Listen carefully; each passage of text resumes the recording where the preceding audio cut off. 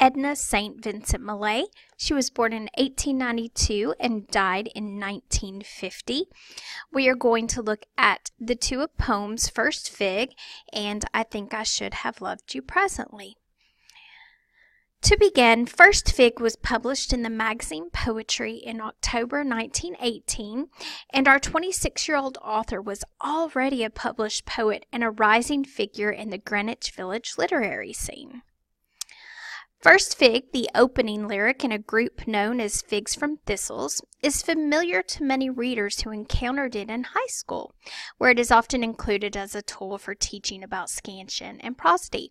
Now, generally, Edna St. Vincent Millay is our first introduction into modernism because she's so accessible. First Fig itself is composed of only 4 lines, and these lines alternate between iambic pentameter and iambic tetrameter and feature a strong end rhyme.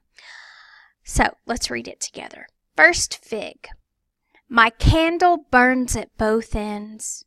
It will not last the night, but my foes and my friends, it gives a lovely light.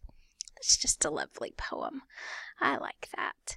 Along with First Fig, there were 4 other lyrics that appeared alongside it in the issue of Poetry.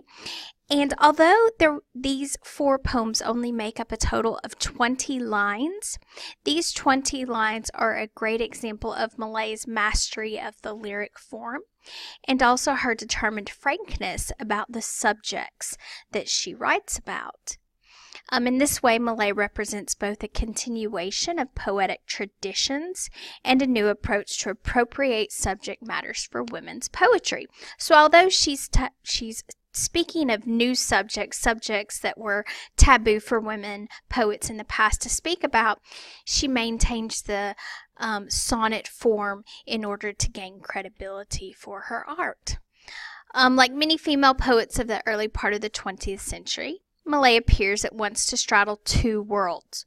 On one hand, her poetry shows great technical skill, which permits her entry into the ranks of so-called serious poets, but on the other hand, her verses tend to show light and a lightness and a frankness to them.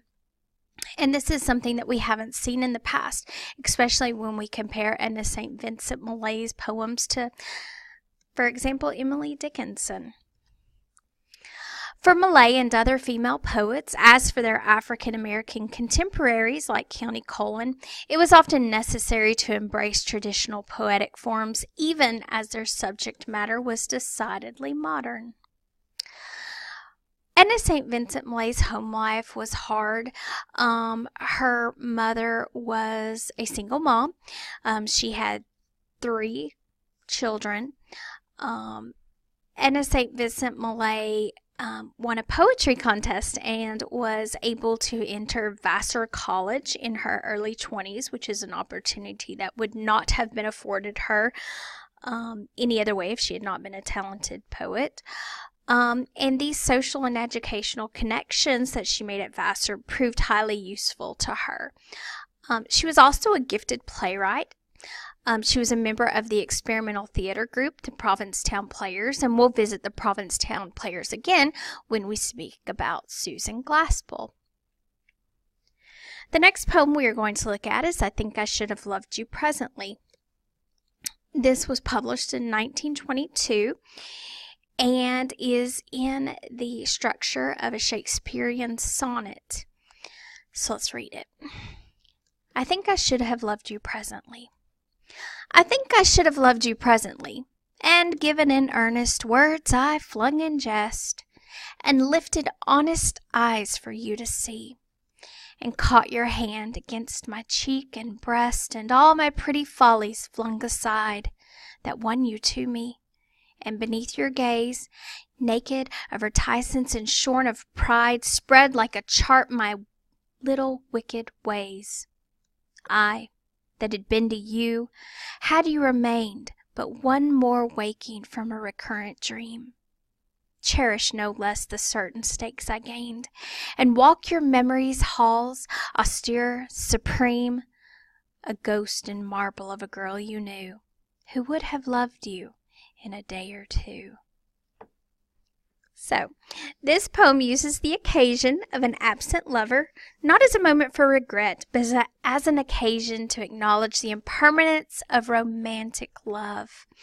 In the first few lines of this poem, the speaker makes clear that she made a choice and to act as she did, to sort of toy with him.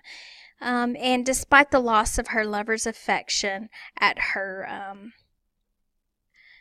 suppose, her lack of seriousness towards him, that doesn't change that she will cherish their relationship. And she doesn't, although she still doesn't regret the fact that she toyed with him. So, for these and other epigrammic lines, Millay remains one of the most quoted modernist poets, and I would encourage you to read more by Edna St. Vincent Millay. She's one of my favorites.